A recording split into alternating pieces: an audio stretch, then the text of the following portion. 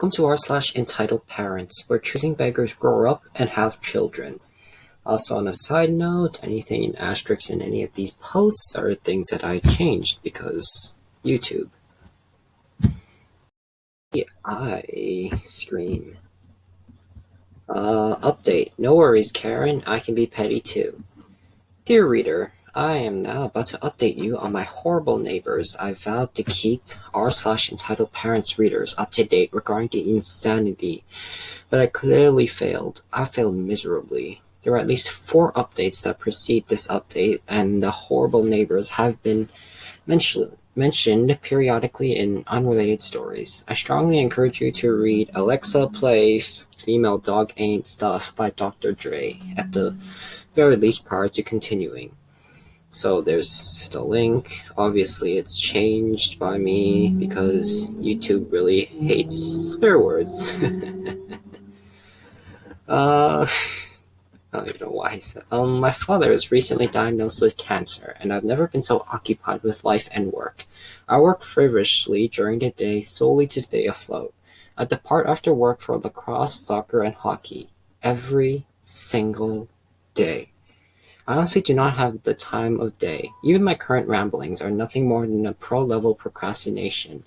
I am out of this world stressed, not worried though, I manage. I have recently turned into an old hobby, effing with Ken. This may be nearing the point of total defeat, but I needed this. No less than 10 people have asked me why I have a large mirror posted against the wall that divides my 2 garage doors. It's been there for weeks. I do not elaborate though. You'll see, is my only response. What's that mirror for? You'll see. It's old every single day. It looks trashy. Trashy? Trashy is a jobless 50-year-old son living at a house for a decade. This is just an effing mirror. Then it happened. The jobless ogre left the house. The car that had been parked in front of the house for 6 months straight vacant. The pavement beneath the car gave the appearance that aliens may have used a laser to evaporate a vehicle in place. But Sloppy, you were pecking away at work in your office garage. How did you know Kenny Jr. left? Alien lasers make very loud and distinct noises. Really, Sloppy? No, idiot, that's what the mirror was for. The wife only works from home. I sold the keys to her car and then parked it directly in front of their house. Then I parked the Pavement Princess Forerunner in front of my house to ensure a satisfactory retaliation was unachievable. I knew what I was doing. I knew it would produce a response. I had pent-up frustrations, and I might as well release it on a deserving a-hole. Hey! Why are you on my property? You parked your car in front of my house! I know. You need to move it now! Ken, why would I go through all this trouble then? Trouble? Yeah, I set that mirror out every day to see if the car moves so I could park it there. It finally moved, and I parked there. Deal with it. You can't do that. I can't park on a public street. You can't park in front of my house. Clearly, I can. See? That's my car. It's parked right in front of your house. No, you can't park. I can see your car. I'm sorry, I can't really do my Kevin voice in a louder. I'm sorry. Good. You had me worried for a second there. I thought the dementia was getting worse. Flipping the F out. I don't have dementia. No one in this house has dementia. Move your car or I'll call the cops. I slowly moved the mirror. I slowly closed the garage door. Bye, Kevin. Did they call the cops? Are you new here? They called the cops on a skateboard ramp that was used once, because it's against city ordinance to have a skateboard ramp. They most certainly called the cops. Crime in city name must have been slow go because the cops arrived 30 minutes later for the disturbance complaint. Excuse me, sir. My apologies, officer. I have an F-ton of work and you are more than welcome to come in while I type through. Okay, so we reserved a disturbance complaint about me legally parking my car on a city street. Yeah. Look, what you're doing is legal, but we're here to see if we can mediate this dispute. I'm sorry, I don't have time to give you the background of this ordeal. There are 2 sides to every story. They have a story, I have mine. Mine's that they are miserable people and horrible neighbors. I moved my car there specifically to upset them. I am very happy it is working, and I will not be moving my car. 30 minutes later. Oh, another one. Good evening, sir. I know you spoke with my partner, but I am sorry, officer. Will not be moving my car. Honestly, I spoke with the wife, and I will not move the car either. We're just trying to do our jobs. They also complain about you sending them mail for retirement homes and dementia. You wouldn't know anything about that. No, I don't know anything about that. Okay, you have a great day, sir, and try to stay out of trouble. I'm sorry that I don't know why I used that voice. I probably won't use that again. Only trouble here is perfect legal trouble. Officers depart. So I walk outside. Thanks, officer. Thanks for letting me know where I can legally park my car in front of their house. Dear reader, my apologies. I have so much more to write, specifically about my Cold War with Ken, but I'll have to be moving on. I'll give you exactly 2 more minutes of my incoherent Dory-like ramblings. Did I move the car? Yes, I had to. I went out to move the car the week following. I watched Kenny Jr. flee from the house like a burglar caught in the act. His car was parked about 100 meters down the street at the end of the cul-de-sac. It was just enough time for me to circle the block and repark the car back in front of the house. Not because I had to, but because I wanted to. F them, that's why. Think you're funny? You're an effing a-hole, you piece of garbage. That says the jobless 50-year-old man who lives with mommy and daddy. F you! Maybe you should spend less time playing video games and more time doing cardio. You might make it next time if you don't gas out in 10 feet. Dear reader, that was the last update. Fear not, though. I'm currently in the process of writing another detailed update on Effery University. I have a considerable amount of information to detail about the ongoing dispute. The Cold War continues, and I do not believe there is an end in sight. No worries, it gives me something to do when I am bored. Lastly, all the updates are below should you find yourself bored or feel the need to explore the insanity that has become my life. Cheers, Sloppy. Jeez. Wow, this is like petty revenge. Wow, very petty and worth it, I guess. Jeez. Anyways, yeah, I'll put the original post on down in the description so that you can see what I changed if you want. Doesn't really matter though. Our next post is by Whip Solo. Karen thinks I'm on a date with lesbian prostitutes. Cross-posted from Am I the A-hole? Ahoy! Welcome to one of the rather weirder posts than Am I the A-hole? You see, I'm the male part of a 2-female, 1-male triad relationship. Okay then. For background, Sarah, all names are fake here, and I got together 8 years ago, and Becca, her lifelong friend, expressed feelings to Sarah. They had a conversation and then approached me. Becca expressed liking both of us. We went on a handful of dates to see if it would actually work, and it felt completely natural. Fast forward 5 years and we're all married, Sarah and I legally, through a hand-fastening ceremony on the anniversary of Sarah and I's original wedding date. All 3 of our families were happy and supportive and remain so today. Okay, on to the story. Yesterday evening, the 3 of us were out to dinner at the Shack of Pizza. There were quite a few people there, so they ended up seating a family directly across the aisle from us.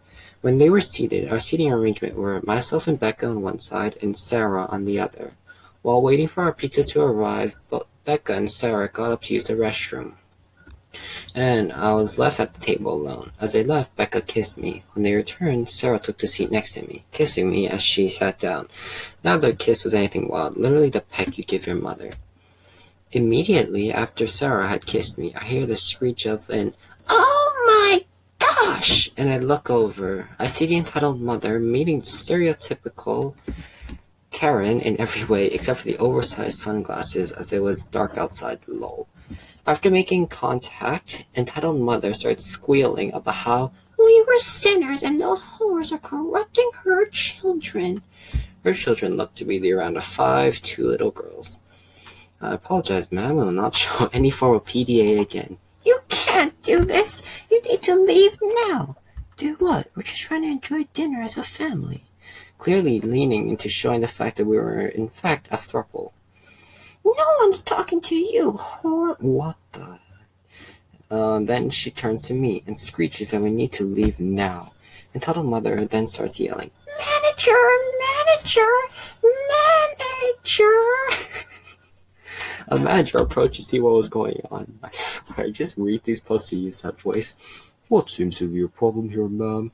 These sinners are hanging all over each other in gross sexual ways, trying to corrupt my children. Three of us laughed.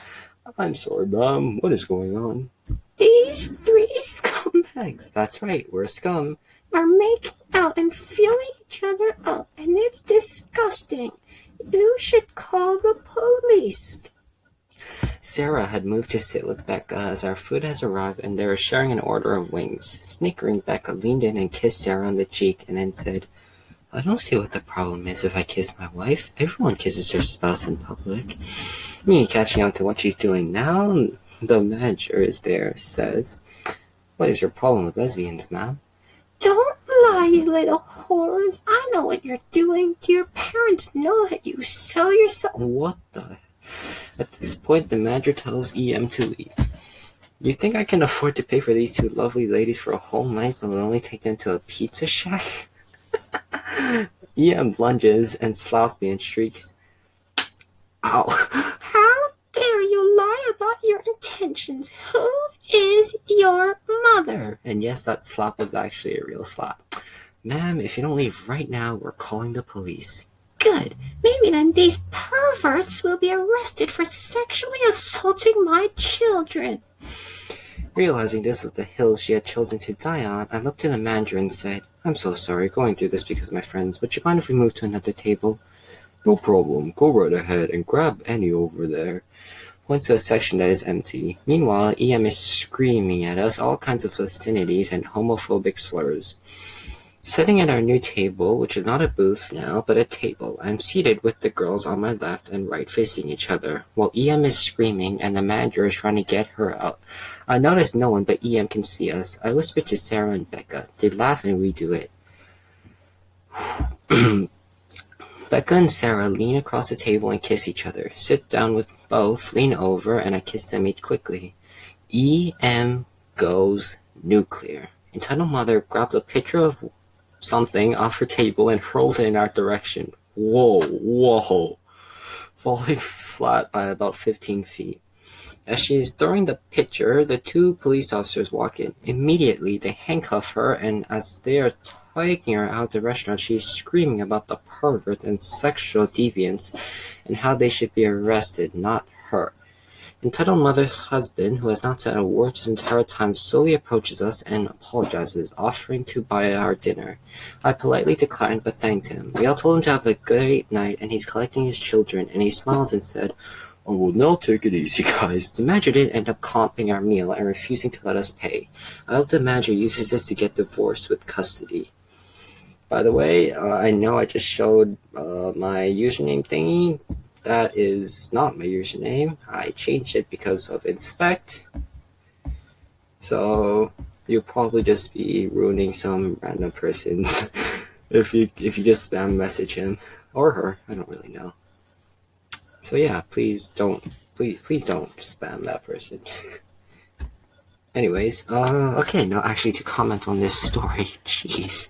First of all, if it doesn't hurt you, don't bother. Don't bother. If it doesn't hurt you or anyone else, it doesn't really matter. Okay, just take it from me. If it doesn't hurt, yeah, I'm probably not going to repeat that, but you get the idea. Just mind your own business. It doesn't affect anyone. Our next post is by Squid Boy Reddit. Entitled Karen thinks her kids can play in my yard. Anyway, okay, so before I continue, I didn't change anything. All the asterisks were by OP. So, a few weeks ago, a Karen moved into my neighborhood, and her kids have been playing in my yard. As her husband was unloading their stuff into a house, the Karen was watching, but encouraging her kids to play in my yard. So I go out and tell the kids to leave. They do, but Karen starts screaming and yelling, and we had this conversation. Why the F did you tell them to leave my yard? Well, first, this is my yard, so you're wrong there, and listen, kid, this is my yard. Well, I hate clappers, so I became really angry at this point, but I had to hold it in. I decided I would start using my football and soccer ball in their yard. Next day, I was just doing what I said. The Karen, being a Karen, screamed at me, so I said, If that's your yard, then this is mine. Karen doesn't say anything, but just slaps me. I didn't care. Her slap was wimpy, but I was a little league pitcher, so whenever the kids are on my yard, I'll softly pitch a tennis ball at them so they go away. Usually I don't hit them, but when I do, I've never seen a child run 100 yards so fast. But Karen is angry after the first 2 days. She was ready to scream at me. The B word got in after 2 minutes. I said, "This is my yard. If you don't want them to get hit with a tennis ball, keep them out of my yard." Her kids never came to my yard again. For clarity, I'm a 15-year-old male, and when I say my yard, I mean my parents, because, well, I'm 15. I don't think I can even own a house at my age. Yeah, probably not. And too, something I didn't mention, those kids would threaten me whenever I even try to leave my house, saying that it's their yard, so I was trespassing. Gee, I didn't know whenever you bought a house, you just bought the house and not the yard around it. But anyways, thank you all so much for watching this video. If you enjoyed it, please like and subscribe. Comment down what you think, and peace. Wait. Anyways, peace.